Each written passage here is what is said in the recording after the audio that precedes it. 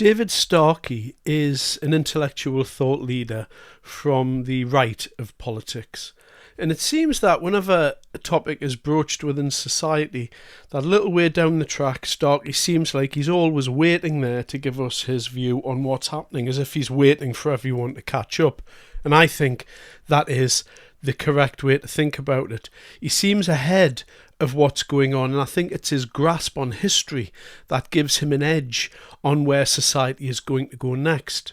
And he does tend to just pop over the line a little each and every time, continually dragging us, kicking and screaming a lot of the time towards truth and reality. This is a profoundly difficult issue, and one on which I confess my opinion changes with the person, changes with the moment. I think I have profound doubts in principle, because what is a moderate Muslim? Islam is not Christianity. Christianity has a clear sense of a division between church and state. Even when you had the period, we were talking about imperial, even in the period when you had an imperial papacy and the Pope thought himself he was above secular powers, there was still, as Jesus himself said, there was still a space for the secular power. In Islam, there is not. Or at least there is not in theory.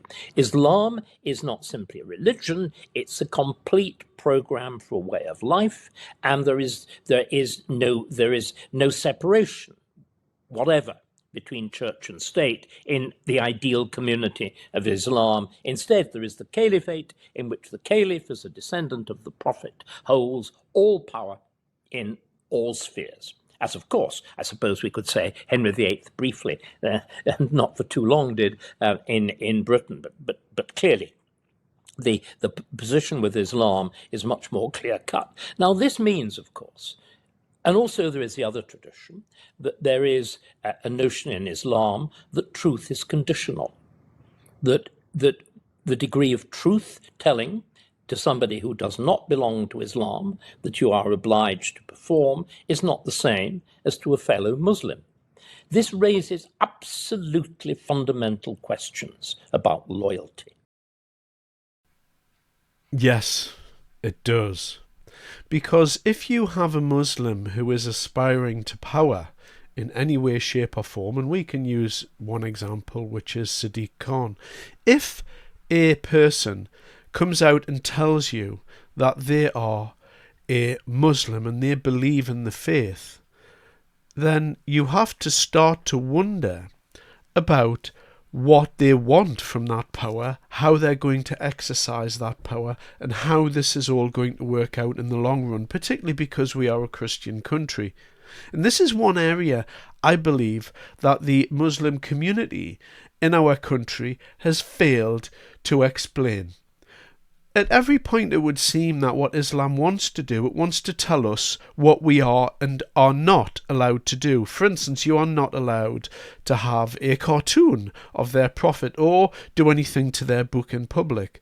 But there's never any deeper explanation about how Islam intends to integrate into Western society. Because the simple fact remains that Islam does not intend at all to integrate into Western society. That's not what it wants to do. Islam is a religion, as Mr. Starkey has just said there, is a complete way of life.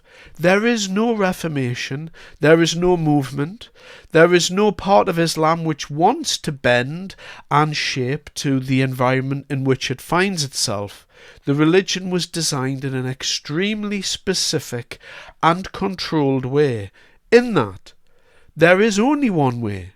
There can be no other way, there can be no other religions. This is what we want, this is how it's going to be, and that position will never move, ever. And as a society, we are just starting to wake up to the fact that often the Western liberal mindset of acceptance of Islam has a deep flaw within it, in that Islam cannot itself accept Western civilization. Thanks for your time.